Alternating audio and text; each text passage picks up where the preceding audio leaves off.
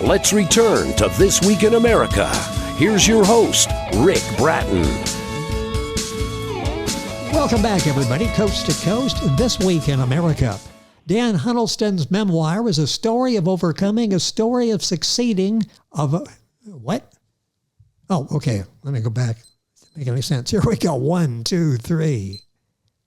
Welcome back, everybody, coast to coast, This Week in America.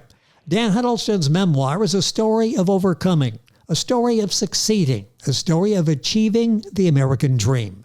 His life has led him on a journey that is beyond his imagination. He participated in one of the most polarizing events in U.S. history, the Vietnam War. Also a participant, and quite possibly the most important event in U.S. labor history, the 1981 air traffic controller strike. That event led him to an amazing adventure. He lived outside of the United States for 9 years. He's been on 6 of the 7 continents, visited more than 90 countries. Now, along the way, a brilliant and beautiful young woman decided to become his partner and accompany him on that journey. The extraordinary life of an ordinary man is the story of that adventure. And back with us on This Week in America is the author, Dan Huddleston. Dan, welcome back to the program. A pleasure to have you back with us. Thank you, Rick. It's a pleasure to be back with you. What an amazing life you've led, and you write about it in your book, The Extraordinary Life of an Ordinary Man. Let's start with the concept of writing this book. When did you decide, this would be an interesting story to tell? All that I've done, all that I've seen, all that I've experienced. It's a sort of a motivating book for all of us. How did you decide, when did you decide to write this? Well, in 2018, I had an incredibly unfortunate event. My lovely lady passed away from cancer. Oh, I'm sorry to hear that. And after she passed away, I was just kind of wandering around at loose ends, not knowing what to do with myself. And I started just jotting down memories, and I would relate them to my friends and family. And I started getting a lot of encouragement to turn it into a book. So I sat down and I started that process. It took me 15 months to write it. Then I went looking for a publisher, and I finally settled on an English publisher because I felt that since so much of it took place outside the United States, they would probably deal a little better with the international aspects of it. Yes. And that was a long, drawn-out affair, too. That took 22 months to go through the editing process, but then we finally got it published. That's interesting. It took longer after you published the original manuscript to get it published than it did to write that. Talk about the business aspect of that. And part of that, I guess, is publishing, finding the publisher, doing the editing, going back and redoing. How challenging was that for you once you finished writing to go back and do everything ready to get it ready for publication? It was an interesting process, and we didn't always agree with the process. There was a lot of back and forth, and I think it probably was added to the difficulty in the fact that they were in London and I was in Chicago. But they would send me areas that their editor had gone through, and I would go over them. I would make recommendations or corrections and send it back to them. And so it was just a continuous back and forth like that. The book by Dan Huddleston is The Extraordinary Life of an Ordinary Man. Book available, of course, Amazon, Barnes & Noble, usual places. Amazon link is on our website, thisweekinamerica.us. Let's talk about writing the book. How difficult, how challenging was that for you? There were highs and lows. A lot of this with the woman you fell in love with during part of this journey. How difficult was it for you and challenging to go back and to write this book? It was. It certainly presented challenges. Fortunately, I have always had a really good memory, which helped me a lot in my career. So it required some time to sit down and dig deep in my memory and come up with the different events. But eventually, we got where we needed to go.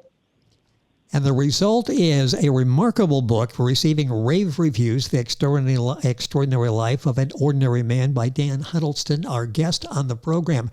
I mentioned the two important events in your life, very important events in American history. You could probably write a book on each of those. Let's talk about Vietnam. Very briefly, what were your experiences during the Vietnam War? Well, to begin with, I had a plan because I have a plan for everything. And the Air Force at the time had a program where if you spent 24 months out of the country, they had to send you back to the United States for a year before they could send you on another overseas assignment. So I had it all planned out. I would do an overseas tour for 24 months. I would come back for a year. Then I only had 6 months left, and it wasn't enough time for me to go to Vietnam. And so we had this thing called a dream sheet, and that was to tell the Air Force where you wanted to go. And they promised that if they couldn't send you where you wanted to go, they would send you where they wanted you to go. And so I put down Japan, Germany, and England as my three choices. And I got Japan. Unfortunately, halfway through my 24-month tour in Japan, they closed the base I was at. And since I was just down the road and around the corner, they sent me to sunny South Vietnam. Yes. And they sent me to Da Nang Air Base. It was in the northern part of the southern part of the country. It was an incredibly busy airport. And while Japan taught me the basics of my career, Vietnam really taught me how to be an air traffic controller. And it was challenging every day. We not only had massive volumes of traffic, but a lot of the traffic we worked had battle damage. There were days when we had to entertain things that were thrown at us by the North Vietnamese that went boom. So we spent time dodging that. But the value to my career was just incredible. And I can really look back and feel like Vietnam really, it really served to create the foundation for which the rest of my career developed from. You can imagine being an air traffic controller number one and all the pressure that goes with that. And then you put that in the atmosphere, the circumstances of an ongoing war. I can only imagine what you were going through on a daily basis. That story and so many more comes to life in Dan's book, The Extraordinary Life of an Ordinary Man. Dan Huddleston is our guest on the program. That led to air traffic control. You're working, the strike comes about. Talk about that. This strike that happened in, I think it was 1981, really changed labor organizations, didn't it? Labor negotiations. It was a very hard stance by the President Reagan at the time. Talk about, you went through that on the inside. Give me some of your thoughts, especially now when you look back over several decades. Well, leading up to the strike, our union told us that they had received a letter from Ronald Reagan when he was campaigning to be president, where he said that if we would support his candidacy, he would support us in our contract negotiations. I was not part of that, so I have no idea how it turned out the way it did. But in June of 1981, we took a strike vote that failed. The numbers that we required in order to walk out the door were just incredible. And so then the union went into a nonstop political action campaign. And then in early August, we took a second vote, and this time we had the numbers, and we walked out. Just a short time after we walked out the door, President Reagan went on national television, and he told us that we had 48 hours to return to work or we would all be terminated. And then a few hours later, at Chicago Center, they locked the gates on us so we couldn't come back if we wanted to. Just an amazing story. Yeah. Do you have any idea when that started, when you took the strike vote, and that's leverage on your side, the only leverage you really have? Did you have any idea it would end up in termination and that would be the end? the event that led us to begin thinking that it was a lot more serious than we thought it would be was when suddenly the FBI and the U.S. Marshals showed up at Chicago Center and started patrolling the perimeter fences. Wow. And suddenly we knew that we were in for a serious fight. An amazing story. And there's so much more in Dan's book, The Extraordinary Life of an Ordinary Man, Dan Huddleston. That's Huddleston. Didn't mean to cut you off there, but when you realize what's happening and that really this is not what I would describe as good faith negotiations, what's going through your mind at that point? Was there ever any doubt that, you know, with the move we made, we shouldn't have made it, at least in the way we made it? It happened so quickly that I don't think there was really even time for thoughts of that sort. I mean, we went out on the picket line, and suddenly, just a short time later, we got notice that we'd been terminated. And originally, we thought, you know, we'll be out a week, maybe we'll be out a month, and then everything will be settled, and we'll go back to work. And all of a sudden, that stark reality hit us that no, we're not going back to work. And the termination was interesting in and of itself. The FAA hired a couple of rooms at a local hotel. They were adjoining rooms, and we were all given a date and time to appear. And you went into one room and you waited until your time. Then you were met at the door by a uniformed police officer who escorted you to a desk. You signed the termination papers, and he escorted you out the door, and it was done. Just an amazing story, and just one of many in the book, The Extraordinary Life of an Ordinary Man, Dan Huddleston. Back with us on the program, let's talk about travel. Let's get to some of the things that really, as you're reading it, in your writing style makes us feel like we're there. We're with you on all of these experiences. The book is so well written. It does give you wanderlust, which is something that what you had as a child. Where did that come from? Where did that desire to travel come from? How did that begin? I suppose curiosity. Yeah. And the time in Japan and in Vietnam as well, that it certainly fed into that. And it, for the first time, I began to realize that there's a much broader world out there than we get to see. And I just really wanted the opportunity to taste it. Well, and you've done that, and the experiences come to life. It makes you feel like you're there as you read Dan's book, The Extraordinary Life of an Ordinary Man. 6 out of the 7 continents. Which one is still on the bucket list? Well, that, of course, would be Antarctica. Timing is important for funny. that. Time it right. Yeah. It's funny because when I got to Abu Dhabi, my first roommate was an English meteorologist, and he had just finished spending 7 consecutive years working in Antarctica. Wow. And so listening to his experiences,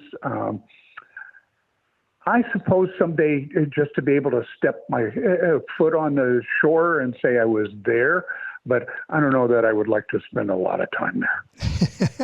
Out of the 7, you picked the 6 that are the most attractive to go to. And it's amazing how air traffic control led you to this remarkable journey, all of these different countries. What were some of your favorites? What were some of the destinations that you'd like to go back and visit? Maybe you've gone back several times and visited. What are your favorites? Well, the best answer is all of them. But I've been asked that question a lot. What are my favorites? And there's a multiple answer to it. Switzerland was so incredibly beautiful, just an amazingly beautiful country. Every time you turned a corner, you saw something more beautiful than what you'd seen before. But the Swiss were not necessarily easy for an outsider, an Ausländer, to live with. So we only stayed there for just under 2 years, and then we moved along. Abu Dhabi was an incredible social atmosphere. We enjoyed our time there. We had a big extended family that was about 50 people from a dozen different nationalities, and we were always doing things with them. Then Hong Kong, the Hong Kong Civil Aviation Authority was the best employer I've ever had. They cared about their people, and they bent over backwards to make you feel that they cared for you. So each of them had something extraordinary to offer, and those were the places that we lived. Places we've traveled to, it's just endless. Every place has something extraordinary to offer. What a look at the world. Look, I want to talk about just a second here about aviation. You've had a chance to see aviation in a number of different countries. We're always a little concerned when we leave American Airlines and we go to another country and we're flying, obviously, aviation from companies from those countries. What are your thoughts on international aviation? Generally safe? Should we be not concerned about flying on a foreign airline? Well, first of all, I will say that from the standpoint of flying as a passenger, nearly the worst airlines out there are the American flag carriers, because somewhere along the way they've kind of forgotten what customer service is all about. Yes, and it's more about making profit. Most of the international airlines, with a few notable exceptions, they are incredibly good. The airlines really take care of their passengers. From the standpoint of the other end of it, the people on the ground that are guiding those aircraft, you have good quality air traffic controllers all across the world. They're well trained, they're disciplined, and they do an incredibly good job. Well, that's good to hear. And no excuses now for the rest of us to get out and to do some travel. And when you read the book, The Extraordinary Life of an Ordinary Man, you'll realize, but there's a big, wonderful world out there, and we really need to experience that. Experiencing it is one thing, and you enjoyed that, but you had the benefit of having someone there to share that with. Talk about how that came about and how remarkable that was, that love affair that you had, and being able to share all of this with her. Well, first of all, I'll say that she was beyond incredible. She was beautiful and she was brilliant. I met her in 1986, and it would be fair to say that for whatever reason, she came looking for me. And we only had a few months, and then I had an interview in Canada for a job in the Middle East. And she never told me not to take the job. Instead, she started working on figuring out how she could go along with me. At the time, she was entering a graduate program. She had recently finished college, and so she was starting her first graduate degree. And so that first 2 years, I was in Abu Dhabi while she was finishing her education. And then we got married in 1989. We got married on the first day of July. We left the United States on the 4th of July. And it was 7 years before we came back to live. And we went to Switzerland first, then we went to Abu Dhabi, and then to Hong Kong from there. And finally, I was reinstated out of Hong Kong. Then once we came back to the United States, she went back to school. She trained into a new career. And she worked in that until that unfortunate event that took her life. And it was just the most amazing adventure with her. What a remarkable love affair, and to be able to share all of these experiences worldwide. It truly is something special, and you'll read about that in The Extraordinary Life of an Ordinary Man by Dan Huddleston. If you're Googling, that's Huddleston. Link on our website, thisweekinamerica.us, directly will take you to Amazon, and you'll be able to get information, order the book there as well. We talked about the extraordinary life, and you've touched on that, of an ordinary man. Let's talk briefly here at the end of the conversation about where you came from. When you were like getting out of high school, leaving high school, did you ever see someday that, I'm going to visit like 90 countries. I think I'm going to forget Antarctica, but I'm going to go to 6 of the continents. I'm going to be an international traveler, fall in love along the way, and take her with me. Did you have any idea what your life was going to be like? Well, when I graduated from high school, I had no idea what kind of life was out there. I was pretty convinced at the time that I was going to end up in some basic job doing whatever just to make a living. And I had a coach who became a friend. He was my counselor in high school. And one day I told him about this incredible sounding career that I had read about in a book. And he said, okay, you're going to try to do that? And I said, nah, you got to be really smart to do that. And he said, all right, why not you? And he applied a lot of gentle pressure. He did the initial investigation to find out how I could go about getting involved in it. And that led me to the career field. And then one thing led to another. You read about air traffic control. You look at towers as you're going in the airport. You look in the tower as you're taking off from the airport. What is that like? I would think every day you pretty well have to leave your personal issues, any problems you have outside the door. When you go in there, that has to be total concentration, isn't it? The focus is just incredible. Yes. We refer to it as being in the zone. Yes. And that is where you're completely focused on what's going on right in front of you, but at the same time, you have what's called situational awareness, where you're still maintaining awareness of the things that are going on around you, so that if somebody has something they need to tell you, or if there's something unusual going on, you're able to recognize it and deal with it at the time. When you finish that shift, what is that like? I would think you'd be totally drained at the end of a shift. I suppose a lot depends on the individual. Yes. For myself, it was the easiest thing that I've ever done in my life. I loved it the day I started, and I loved it the day they threw me out the door, and every day in between.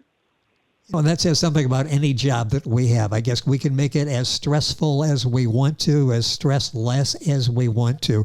And a second here at the end, let's talk about planning. How important, it didn't really work, and you ended up in Vietnam with that plan, but you talk about things that were planned out. How important is that? And were you able to follow a plan throughout your career and life? Well, the worst time for planning was during the 6 years after the strike and before I got the first job in Abu Dhabi. I was just at loose ends. I had no idea what to do. I went back to school. I got a degree. And then I worked in television for a while. And I did directing and producing and on-camera work and behind-camera work. And it was a lot of fun, but it was 100 hours a week for $12,000 a year. In the process, my first marriage was dissolving, and I needed something that would pay me enough to live on. And I took a job as a manager at a Wendy's hamburger store. After a while, I figured out that I didn't like the idea of smelling like mustard and onions all the time. So I moved along to an American Eagle Outfitter store and worked as a manager there. And I was working there until I was led to the first job in the Middle East, and off I went, and the rest is history, as they say. And documented in Dan's book, The Extraordinary Life of an Ordinary Man. So many stories, and you share many of those. Have you given a thought to a second book? Well, I'm getting a lot of encouragement for it. And so, yes, I'm thinking about it, but I haven't really done anything to start it yet. Well, that's going to remember the easy part is writing it. It's dealing with editors and publishers that will take the time. You'll know you'll know going in this time. It's always a pleasure to have Dan on the program. So many great stories. He brings them to life. An amazing, a very talented writer. The writing style will capture your attention and keep you there and wonder what's going to happen next to Dan in his life. The book, The Extraordinary Life of an Ordinary Man. Dan Huddleston, book available, of course, Amazon, Barnes & Noble, wherever books are sold, a link on our website.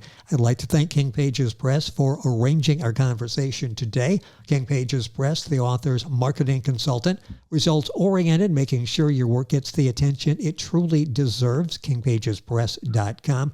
Dan, it is always a pleasure. Hopefully we can do this again. So many more stories. A pleasure having you with us on the program. Thank you so much for joining us. Thank you, Rick. I appreciate it. It is our pleasure. Dan Huddleston, author of The Extraordinary Life of an Ordinary Man. Information on our website, thisweekinamerica.us. And we're back on today's program right after these messages. This Week in America is online. You can visit our website, thisweekinamerica.us. Scott Pinkerton, associate producer of This Week in America. Jay Anderson, segment producer. Ben Watson, webmaster. Otto Bechet, director of engineering and TV production. This Week in America produced and is a trademark of Blue Funk Broadcasting, LLC. For information on all of our guests and to listen to this week's show, our website again at thisweekinamerica.us. And I'm Sean Bratton, executive producer of This Week in America.